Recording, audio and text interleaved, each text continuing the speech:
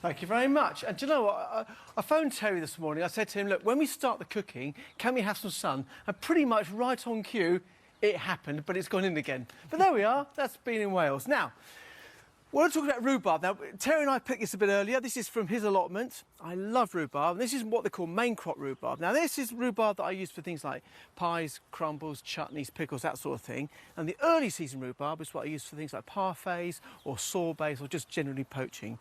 But it has a wonderful flavour. And today, I'm going to make you a rhubarb fool right here on the allotment. So, first thing I need to do is to chop up the rhubarb. Now all I'm going to do is cut this into 2 to 3 centimetre pieces, like that. Don't have to worry too much what it looks like. Just like that. Don't use that bit. And then into a pan. I've got my trusty camp stove here.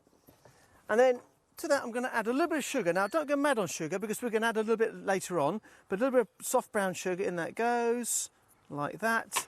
A little touch of water to start the whole thing off, and the other liquid I'm going to use is the juice of 1 lemon. So literally pop that into there like that. I mustn't say literally, got told off for saying that the other day, so I apologise. In goes the lemon juice, and then one final bit of flavour which I really like, and that's vanilla. It works very, very well with rhubarb, also with strawberries. And what I want to do is just cut this pod in half, releases the seeds, as you can see just there. There they are. In that goes. And then I'm going to cook that for around about 10 to 12 minutes, something like that. And what will happen is it will break down. And we don't want it to break down too much. I was going to show you this one here. This is what we did earlier. So you can just see it's a beautiful rhubarb stew. Now, some of the liquid is evaporated, so it's nice and chunky. That's what we're after. You can see the vanilla pod is still in there. There you are. Perfect. Now, that's part of it. Now, the other part of the filling in a fool is custard.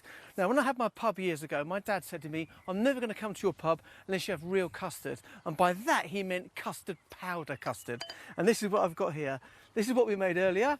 This is a thick custard powder, and this gives the fool lots of body. If it's too weak, the thing will run everywhere, but it needs to set. So we've got custard powder made custard.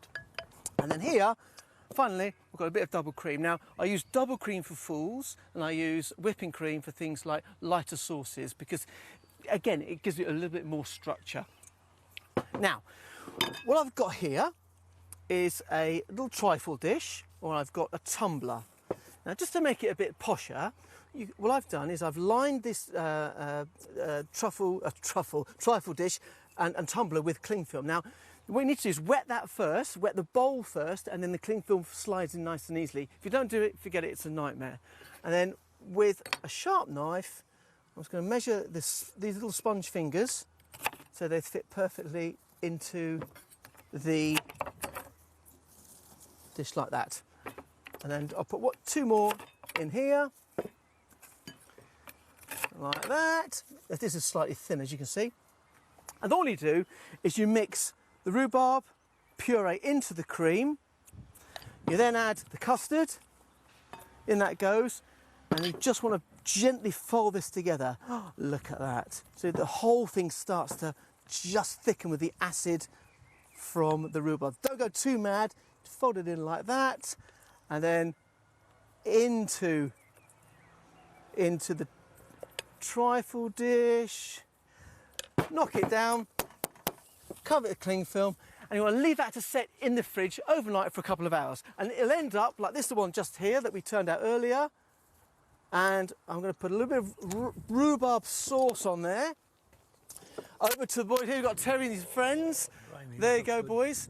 Now tuck in, see what you think. Look at that. Your rhubarb from your allotment. Now,